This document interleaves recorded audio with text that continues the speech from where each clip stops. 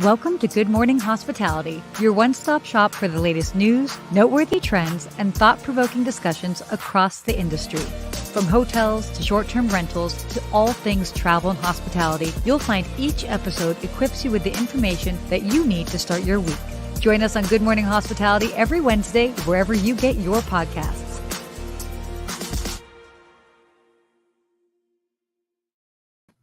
And we're live! We are live and back in action. Yes, we are. Good morning, Steve. Good morning, Sarah. Good to see you. How was your week? Good. Back in action, back home in sunny Los Angeles. You know, it's nice to be here. I have to say, after traveling around, it's sometimes just nice to be home. That's true. You were doing a lot of traveling too the last couple of weeks. Exactly. But it's definitely exciting times. How are you? I'm doing great. A lot of busyness going on, right? As with all the clients, everyone needs to finish things up before the year end. Sure do. Miami's blowing up. We got Art Basel and all the art shows going on right now. How is that right now? Is it just packed? scene? I'm looking out my window. It's bumper to bumper traffic. So I'm by one of the art shows, but I love it. Wow. This one, Miami's so much fun. Everyone's coming out of visiting. I've always wanted to come. You've never done it? No, I've never done it. Well, for Miami people listening, when we do our roll call, make sure you tell Sarah she's got to come down here for the art Basel. Exactly. Which, by the way, let us know where you're joining us from. Oh, whoa, Tanzania. Thank you, Bernice, for joining. Boston. All right, Charles. Nice to see you on here, which is great. Anybody else, as you are joining us, please let us know. This is going to be, we've got a good show lined up today. We've got a lot of interesting topics, some possibly, I wouldn't say controversial, but definitely some that will be some good discussion points towards the end, which is interesting. Oh, we got somebody joining us from Belize. And we got Patrick from Miami. Good to see you, Patrick. Miami. There we go. Very cool. It's so cool. We got Argentina. Thank you. We are going all over the place. I love seeing how many people are now watching us from so many countries, Sarah. So thank you to all of you that are joining us every week. Tampa, Champagne, France. Oh my gosh, I need a passport just to be on the show. I'm waiting for my passport. Oh, wait, what's going on with your passport? I'm just waiting for it. I need it for my family. We can't go anywhere outside the country yet. So we'll have to keep our shows inside the United States for now, Sarah. Yeah. Okay. Fine. Noted. But that doesn't mean everybody else can join us from everywhere. That's true. But we love seeing it. And thank you all for joining us. Keep telling where you're coming from. But we're going to continue on our show. And guys, give a little support to Sarah. She has a cold this week and she still showed up for us. So thank you for being here, Sarah. We'll send you a little care package. Oh my gosh. Thank you. Yes. So in case I sound a little stuffed up, that's why. But no, of course, this is the beauty about doing virtual things. So that being said, are you ready to dive into some of our cool topics that we have this week? I think let's do it because we have some fun ones to talk about. Yeah, we do. We have actually a lot to talk about because we've had guests on the past couple of weeks. So we really wanted to just kind of chat about everything that's happening. Okay, so in the world of hotels, there has been something that's going on, this no hidden fees bill. So basically a bipartisan introduced to the House of Representatives this last Friday.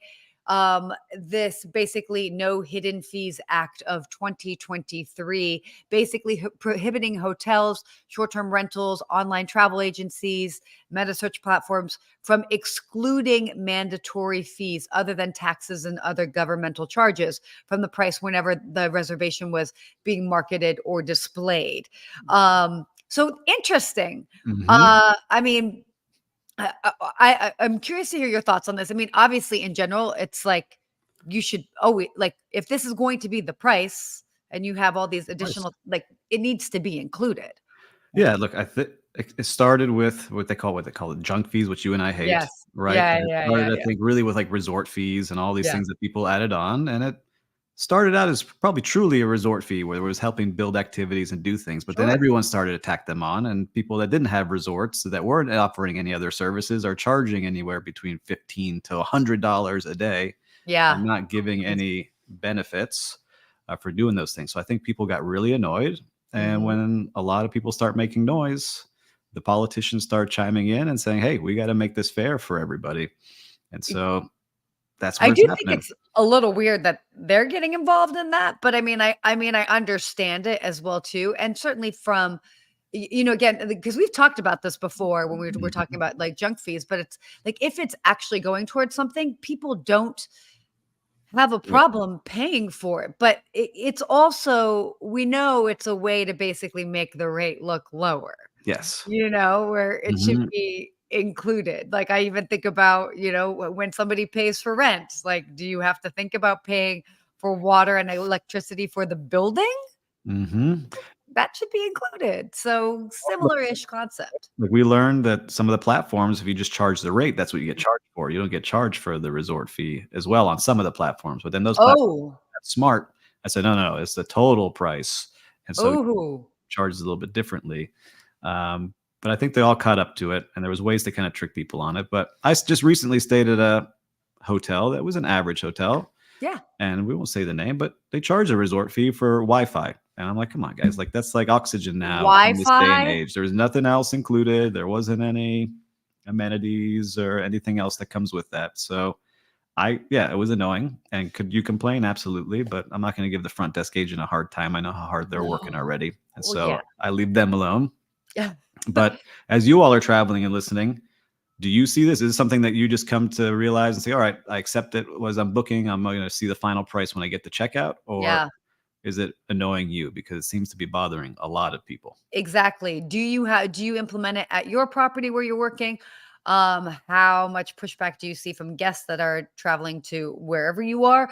And or when you're traveling, how much is it happening to you? Yeah, I mean, again, it does. It can change the price point, depending on Hmm. where you're staying, how much it is, etc. And it's like nobody wants to pay Yeah. And this extra. isn't just for hotels, right? This is also for Yeah. vacation rentals, which is big in this. Like if you Yes. notice, like I own a vacation rental company, and there are a lot of fees that we put on there because everyone else is doing it, right? You have the Yeah, cleaning of fee that course. people see. There's a safety fee that some people put on there for cameras and Oh paying my for all gosh. those things. And A safety fee? a safety fee some companies put on there. There's a lot of fees that people start putting on. So I understand the frustration. Like you feel like you found a good deal, and maybe you're not paying attention that when you get to that location, all of a sudden it's double the price that you thought it was going to be. Yeah. It's not a good feeling.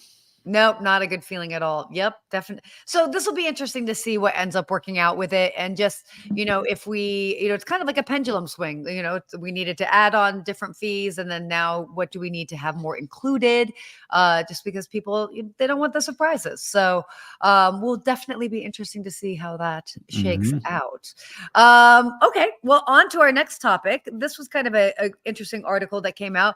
The travel industry water usage decreases even as the sector continues to grow. I thought this was really interesting because, as we all know, sustainability and just being mindful as far as water consumption and all different aspects of consumption, we are being more mindful as an industry as a whole. Now, what's interesting is that basically what they found is that the travel industry's use of global available freshwater declined from 5.8% in 2019 to 3.5% in 2021.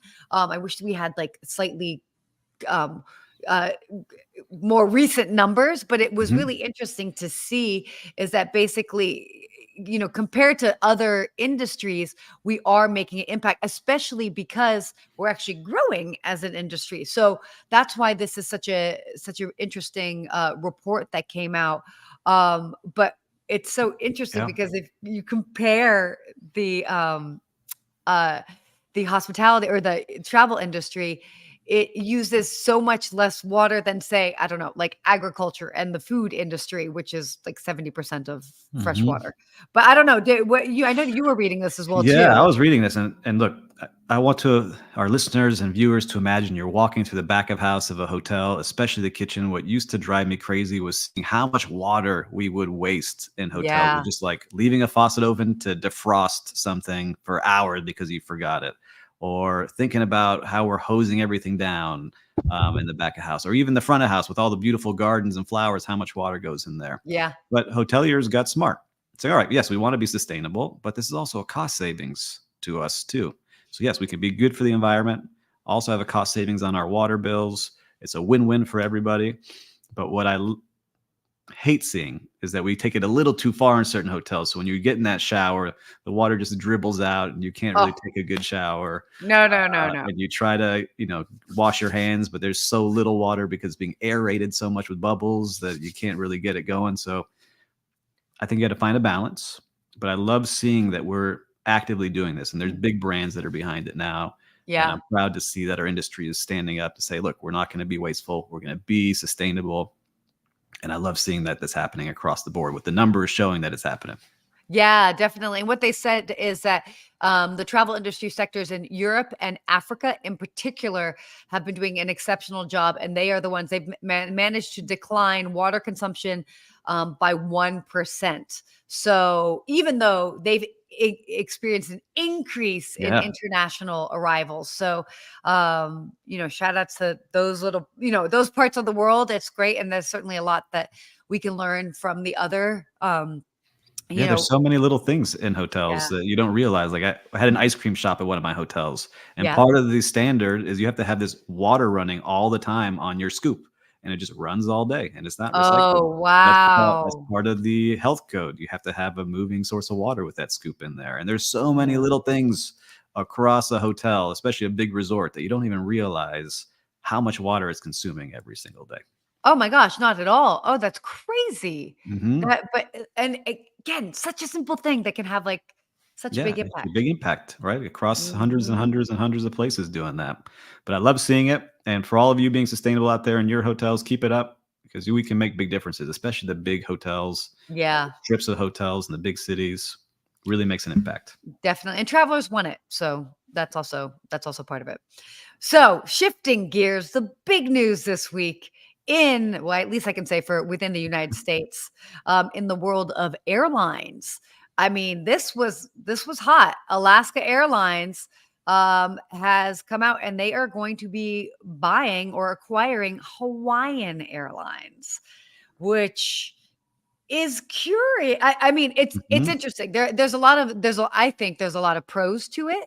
But I mean, it definitely it's interesting because of knowing the two different brands. By the way, I feel like we might have talked about this a couple weeks back, but both airlines are have high um reviews in regards to or high feedback, positive feedback reviews as far as they have the most on-time arrivals. Yeah. People that fly them love them as far as their customer service, their hospitality, they're fantastic. But even on the other side of things, Hawaiian Airlines has several different larger planes. So this will be a huge get for Alaska because then they're going to be able to incorporate more international and long haul trips as well too. So it can definitely be a game changer for that Yeah. airline. But I think what people are a little bit nervous about, which I agree with you. I think it will Yeah. be good because there already are companies that are operating at a high level, care about their customer, but they're going to control 40% of the flights that are going to Hawaii and Alaska. So it's a big chunk now. So they're worried Yeah. about competition going down, prices going up, service may be dropping because there's going to be fewer options. Yep. So I can understand why some people were freaking out, and especially people who have their points with each of the flights. I'm sure they'll combine those, but it'll be interesting. Totally. And I didn't realize that there had been in the past. So what's interesting is if the Justice Department actually comes up and has, says, hey, we don't support this merger. And just for some reference, the Justice Department was against the JetBlue Spirit merger that had come up just because it would have basically taken away. I mean, I know not everybody is a fan of Spirit, but it is one of the biggest discount airlines out there. And so in an effort to keep the playing field and having there be enough variety in options of Mhm. airlines for people to fly, that's why they come in and they're like, okay, we support this or we don't support this. Yep. Should be interesting. Yeah, because look, I tell you this, I used to hate on Spirit all the time. I used to have to take it a lot to go to Tampa. Oh my gosh, why? Yeah, I know. It was It's a tough. short flight. It's It's a a short short flight. flight, and I hated Right? driving across Alligator Alley. But That's fine. That's fine. yeah, I had a traumatic experience. My tire exploded in the middle of the night on a rainy, scary day on an Alligator Alley. So I was like, I'm flying only from here on. Fair enough. Fair enough. But I anyhow, would fly Spirit over that. I took Definitely. a Any flight. day. I was going to New York, and I booked 2 different flights. So on the way there was Spirit, great experience, on time, landed, everything great. On the way back, Delta, late for 6 hours, couldn't get on a flight, couldn't get to customer service. So you really never know. I think things are changing, but I agree. There needs to be a lot of options for people, because as it starts to consolidate, there's a lot of power that they can charge whatever they want to do, and they don't have to give good service because there's nowhere else to go. Yeah. This was interesting, is that they actually even said that, because there were a lot of big mergers that happened between 2008 and 2013, and now that we're looking at it, American Airlines, Delta, United, Southwest, they control about 80%. That's huge, of the domestic air travel market. And then after a lot of these sort of consolidations and these mergers, they found that the pricing of airfare did actually rise. Now it's sort of cooling, as they like to say, the price of airfare, as much as we feel like it's going up, considering inflation and all these other things, it's actually a little, it hasn't grown as much as, say, they were saying the average fare for today's flight is 35% lower than in 2000 when adjusted for inflation, which seems insane to me, but I don't know. They seem pretty expensive. I'm trying to fly with my family to Washington, D.C., and it's a lot of money. So, you have a different type of inflation going on. That's your family. it's family. I got these kids. I got to get them on that plane. Oh my But God. what's your favorite airline? I know you're a Delta flyer, but if I you were to am. choose like a luxury Delta Diamond. plane, which plane do you think is best for you when you're traveling? Oh, well, I mean, domestically, Delta hands down. And that's why, look, and I even had last Monday, I even had a crazy day of delays. But they really, to me, they've always gone above and beyond for their customer service. Yes, I know I also have status, so they're going to go extra above and beyond. But I'm just a huge fan of them. But I will say, I do love JetBlue. I do love Alaska. I loved Virgin when we had Virgin America. Yeah, that was awesome. I loved it. And then I always thought it was so interesting that Alaska bought that, because to me, they just didn't make sense as far as a brand. But again, Alaska does a great job as well too. The only reason why I don't fly them is just it makes more sense for me to have more brand loyalty, and where they fly to isn't always convenient for me. And Southwest, honestly, I don't have a problem with Southwest either. I mean, they're fun. They make flying fun. They have a good attitude about things. So I'm definitely not, against any of the more like budget airlines. But when you're flying so much, you just got to have that sort of brand loyalty. So I'm flying Delta, so I'll let them know you sent me. oh, please do. Please. Oh my God. Feel like Sarah Dan, is she your diamond member? She told me to come to you guys. They'd be like, cool. Yes. Thanks. Thanks. All right. Enough about flying, but we can fly into where are we flying to? We're flying some national parks. National parks. This is cool. I know we are really talking about all different aspects of hospitality, hotels, and all this. But why I thought this was interesting is that the national parks, they just came out and they announced their free park entry days for 2024. And this is great because, again, it's this reminder of, we're not always flying to cities. We are going to different places, different destinations in and around the country. And every year they come up with free park entry days, which just is a goal to sort of make visiting certain national parks that charge to get in a little bit more accessible. So I thought this was interesting, is that about 109 of the 400 plus parks there are in the United States charge an entrance fee. So it's obviously not all of them, but certainly the bigger ones. Then so do you have any? Yeah. First, I want to give a shout out to our super fan, Jeremy, who just joined us. So yeah, Jeremy, you've been on every eepisode. So we're going to keep shouting you out every time. Lemon picking. Oh my gosh. Wow. He's Mr. Hospitality. Lemon picking on his day off, hopefully enjoying. I love it. But national parks, which I love seeing more and more people want to be outdoors. Yes, And I think that was one of the great things that came out of the 2020 pandemic was people got totally. outdoors, started seeing what our national parks had to offer. And with that, all these hospitality companies that started to pop up to Yeah. give these ultra cool experiences at these national parks, whether you want to do glamping or like in this upscale roadside motels or get a cabin, right? There's all these different options that you could do to kind of have that reconnection with nature. And I found myself doing it more and more. Yeah. And I love it. I had never really explored the Everglades down here in Miami, and That's so I love cool. going and checking it out. And there's so many other national parks I want to go to because I've been to Yellowstone, and I want to go see all the others that are like the big name ones, but I know there's like a lot of cool little ones all over the place. I haven't even been to Yellowstone. Oh, you should go Like, check it out. You got or to go see Old Yosemite. Faithful. Yeah, Yosemite's where I would love to go. Yeah, no kidding. So, but again, you bring it. It's such a great point. Is that again, just keeping in mind like all the different hotel and or short-term rental And options. short-term rentals. Yeah, for people that want to go and glamping. I had a glamping experience. I got to go to Bryce Canyon as well as Escalante Ooh. in Utah. And it was so cool. It was just great to like be out there and have what was like a hotel bed, but being in a teepee that was already, well, tent that was Yeah. tent, teepee, whatever, same thing. Yeah. Already made for me because let's be honest, I'm not putting together a tent. Like that would take way too long and Yep. I'd probably just end up sleeping under it. But yeah, Yeah, there's more and more of that. I want to reconnect with it. That's why I'm working on a glamping site here outside of Miami because it's built for something I need air condition because it might be yeah, a little hot. I would like to have yeah, my bathroom there and a comfy bed, but still be connected to nature and be able to get out to these places. So I think we're going to see more and more because I've been talking to a lot of hotel CEOs on the other podcast I do, yeah.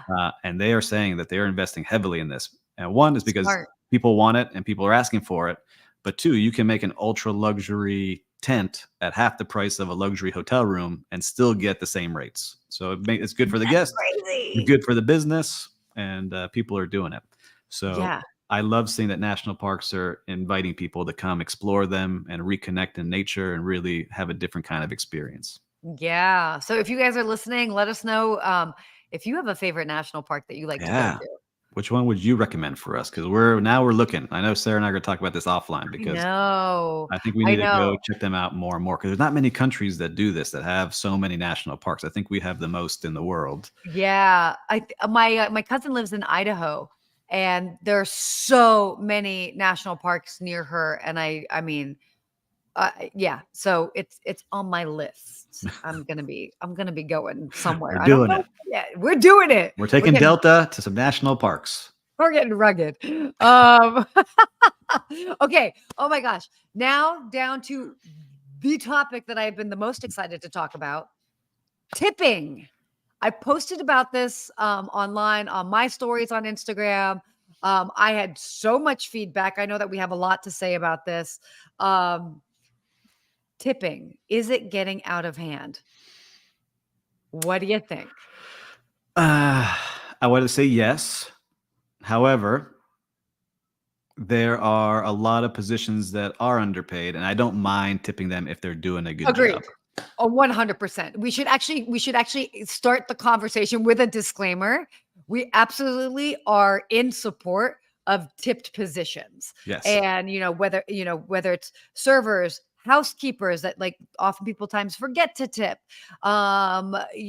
The bellmen, Pool attendants, obviously. beach attendants, like there's a ton of Yes. people out there. Yes. Totally. Tip, tip, tip. Please be generous. What we're talking about is now we're seeing this trend that people are adding the tip option to everything, any service that is being offered. From this was crazy, by the way. We should almost like Mhm. share this Yeah. article. But it was like people, you have landlords that are putting tipping. You could have the option to tip your landlord on your rent. Say what? Like you go somewhere. I actually had this experience with valet. Of course, I always tip generously. I'm happy to. But when I looked at the tip percentage options that they gave me, it They was like 18, 28, or 38%. And I was like, wait, what? Wait, Mhm. These now I got to options, do yes. math. Like I was going to tip you like 20 or 20. Like I don't, what's going on? I don't Yeah. understand. So why I feel like it's a problem is I feel like what it's doing is that it's exhausting the consumer. And then it's making an impact on those traditionally tipped positions that at that point they're like, man, I got to tip again, whether it's Mhm. for dinner or at the bar, things that people are used to tipping on. But it's like they feel like at every corner, somebody's turning around a little tablet and being like, would you like to tip for your service? Yeah, Uh, it's so it's a lot, and our international client or listeners, I'm curious. That's not part of your culture in a lot of no, countries. no, So, it's not. can you let us know in the comments here if you're seeing that creep into your culture of tipping? Because I know a lot of places it's salaried servers, salaried chefs, like all these things are salaried, so tipping doesn't is not there. So when they come to the United States, I'll never forget. I was working at the Delano Hotel on South Beach. Guests from a European country came over, had a $10,000 bill. So the server's all excited. I'm going to go home with a ton of money, zero tip, right? Wow. Because it's just not part of what they were Yeah, used to yeah. experiencing. And I had to go up and ask, is everything okay? Was everything all right? And they're like, yeah, everything was wonderful. And I said, well, customarily, you leave a gratuity to your server. And they threw their wallet at me and said, rob me, take my money. And I never forget that because they were Oh my screaming gosh. at me. And there's a restaurant at 1 a.m. after spending $10,000 and left with a Oh bad my God. experience. Right. So that's why I think service charges you see popped up in a lot of hotels, especially in Yeah. my area. But yeah, you're right. Like, when I go to a gas station, do I want to tip them for the soda or water that I bought? I mean, I guess the No. argument someone makes, like, well, someone had to stock it, right? Someone had to put it out there, Yes. Yeah, this is true. right? This is So true. it Well, becomes a okay, lot. so wait, question for you. Now this is interesting. Um, Well, Takeout food. Bernice said tipping should be made when satisfied with the service. So Agreed. Bernice, I agreed. And by the way, tipping is I see it's a form of gratitude, like thank you. And especially if somebody goes above and beyond. Again, we are a pro tipping community here. We mhm, definitely get it. I know that we both had jobs that relied heavily on tipping. So we're definitely for it. But it's like being mindful of, is it getting out of control in other aspects? I had a I had a videographer send me an invoice and there's a line to tip. And I'm like, yep.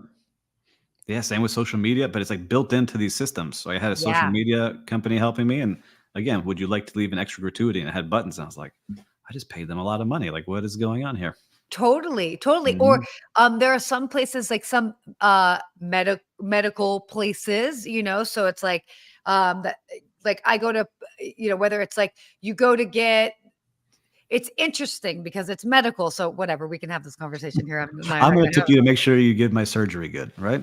No, but I'm talking about like places that do like beauty things like Botox or Mm. like different services or like laser hair removal. This is a very I think it weird needs to be conversation. included I there. can't believe But that like we I got see here. Antonio saying tip to ensure promptness, but then you'd be giving money beforehand, right? So, Yeah, I'm not a fan of before because I right. mean, in certain cases, yes. Um, Mhm. I don't. But It's a Antonio, you're fine. from Mexico, Antonio. Are they doing tips beforehand in Mexico? I don't know. In the Yeah, I Cancun mean, resorts, I think they include it all. yeah, I just like it as like a sign of gratitude after the fact. Yes. And the percentages not getting out of hand. But the other thing to keep in mind is, I do have friends that work in a restaurant and they have to tip out based off of the amount that they sell. Yes. So even if they don't get tipped, it costs them then Oof. money Yeah, to it's not tip good out. either. No, that's not great. Obviously, Not a that's great not a great system. That's why I system. like what Danny Meyer was trying to do, right? And Danny Same. Meyer was trying to do it with his restaurants, and they actually pulled it back Yeah. because it wasn't being successful because people wanted a tip and they felt like they were being told not to do something, and especially And during the pandemic. some of their star employees actually notice a decline in the amount that they were making because they did so well with the tips that they were able to earn from Yep. delivering exceptional service. And now they weren't getting that extra money that people were tipping on their own accord. Yep. So I it like is this. Paula saying in Brazil, we tip 10% and sometimes already included in the bill, which can be awkward when the service is not good and you don't want to yeah. pay. And then Antonio came back and said the tip is earned in Mexico. They work for tips and is not given in advance, but only if earned. All Yes. right. So every part of the world's a little bit different. I love our international crowd here today. No, me telling us too. what's going on across Oh the my gosh. globe. Wow, I'm looking at the time. We should kind of like, but Where are we? Oh, we talked too much about tips. You could we tip talked us after the show. We'll have a button and you could tip us after if you like. Give us a tip to talk less. That's our tip. Okay. Real-time recap. Where have you been? What have you noticed out there in the Yeah, wild this with was a fun one. hospitality? So down Okay. here in Miami, a newer food hall opened, which I'm not very usually a big fan of, but they opened one called Julia and Henry's, and it's right in the heart of downtown Miami, and it's 3 stories, really cool, high-end eateries. But what I love the most is they had a little kids club in it, and Oh, my cool. kids never really like going in there, but the person in there, I wish I would got her name, was a kids club counselor, and they had video games and board games and drawings, and they wanted to hang out in there. And my wife and I had a fun dinner. It was like shockingly good. So shout out to Julie and Henry's with their kids camp Ooh. counselor that they installed there. Oh, that's awesome. It's awesome. So listeners, if you're Miami listeners and you got kids, check that out. It was pretty fun in there. Very cool. Oh, I love that. So I was recently at a restaurant, very famous restaurant. It's over 100 years old. It's called Musso and Frank's on Hollywood Boulevard right here. It's this iconic old Hollywood place.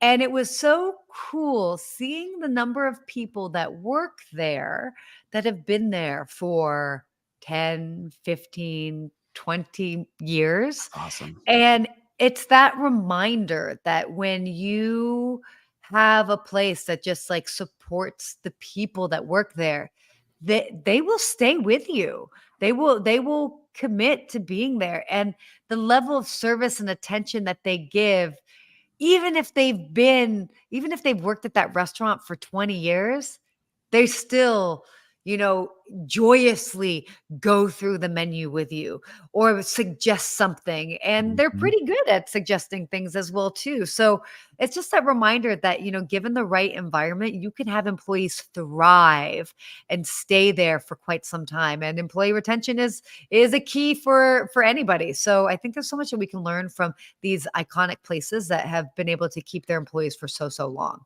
No, So that's cool. amazing. That's amazing. I love hearing that, 'cause especially when you find out, I heard the stat, it costs $5,000 to hire, recruit, and train Oh, somebody new. So yeah. that's a big savings, and I love hearing those kind of things. But Jeremy also said he would tip us to talk more. So I don't Oh, know. Maybe oh, Claire, we got a Jeremy, tip button afterwards for Jeremy. We'll they're figure too it out. short. Well, I always like to say we would rather leave you wanting more than overstay our welcome. Yes, I like that. So, so that's what So that is. our hospitality quote of the week. This is a good one. Ooh, okay. We make a living by what we get, but we make a life by what we give. That's I by love. Mr. Winston Churchill. I think that's so great. And kind of going through and seeing that it's just a reminder because we are in an element of the service industry and we get to give so much and we get something out of that. Mhm. Uh, and And it's an industry that you get paid in in being able to create these moments and experiences for other people, and you can't put a price tag on that. no, and I love too that hospitality companies in their communities can have a giant impact by supporting the community too. And so they can give back and be a good neighbor and improve the community they're in. So I love this quote for all those reasons too. Yes, definitely. Oh, we should talk about that on a future episode. Let us know about basically how different hospitality companies are giving back and making a social impact. Social impact is super huge. So Mhm. definitely going to be a conversation for a future episode because there's so much that we can do considering that we're so much a part of the community. It is true. I love those kind of companies, and I have one that does the same. And Biscayne Coffee, Yeah. 10% of sales goes to help save Biscayne Bay. Next time I'm going to need to have some coffee with me. We're gonna do it. We're gonna set it up Okay. here for everybody. Yes, finally. Okay. Well, wow. We could talk forever on all of these Mhm. topics. I hope you guys enjoyed it, especially the tipping conversation. I know we got a little bit riled up there. But this was a great show. Yeah, I love it. I'm excited to get back with you next week. I miss that we have to do these just once a week. I Maybe with some know. Jeremy's tip, and we'll do it twice a week. We'll get into it. Jeremy, if you're tipping, we're coming back for more. Oh my But gosh. yes, but please make sure, comment, subscribe, share with your friends. We would love to be able to reach even more people around the globe. And we're very appreciative of you listening today. Definitely. Thank you guys so much. If you have topics you want us to cover, let us know. Otherwise, like, subscribe, follow, all of the good stuff. And until next week, make it See a you good then. one.